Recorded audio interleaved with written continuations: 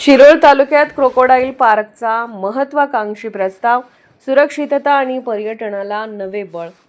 शिरोळ तालुक्यातील कृष्णा नदी, वारणा नदी आणि पंचगंगा नदीपात्रात मगरींचा वाढता वावर हा गेल्या काही वर्षात गंभीर प्रश्न बनला आहे। नदीकाठच्या गावांमध्ये शेतकऱ्यांना रात्री अपरात्री पाणी मोटार सुरू असताना जीव मुठीत धरावा लागतो। काही ठिकाणी मगरींच्या हल्ल्यात जीवितहानी झाली असून जनावरे जखमी होण्याच्या घटना वारंवार घडत आहेत।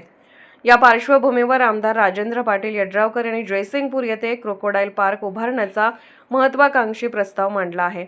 जयसिंगपूर परिसरात सुमारे 25 ते 30 एकरापर्यंत उपलब्ध असलेल्या खण क्षेत्राचा उपयोग करून नदीपात्रातील मगरी सुरक्षितरित्या स्थलांतरित करण्याची योजना आहे। या प्रकल्पामुळे 2 उद्दिष्टे साध्य होतील। नदीकाठच्या नागरिकांची सुरक्षा वाढेल आणि तालुक्याला पर्यटनाच्या नकाशावर नवी ओळख मिळेल।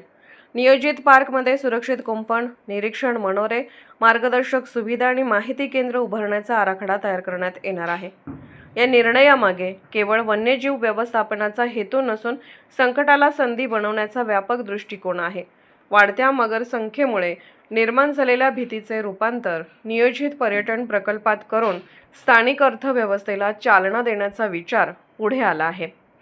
पार्क उभारल्यास स्थानिक युवकांना रोजगार निर्मितीच्या संधी उपलब्ध होतील, तसेच हॉटेल, मार्गदर्शक सेवा, स्थानिक विक्री व्यवसाय यांना प्रोत्साहन मिळेल।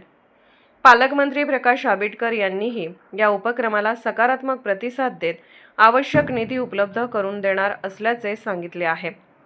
वन विभाग आणि जिल्हा प्रशासनाच्या समन्वयातून प्रकल्पाची तांत्रिक पाहणी, पर्यावरणीय मंजुरी आणि सुरक्षाविषयक आराखडा निश्चित केला जाणार आहे।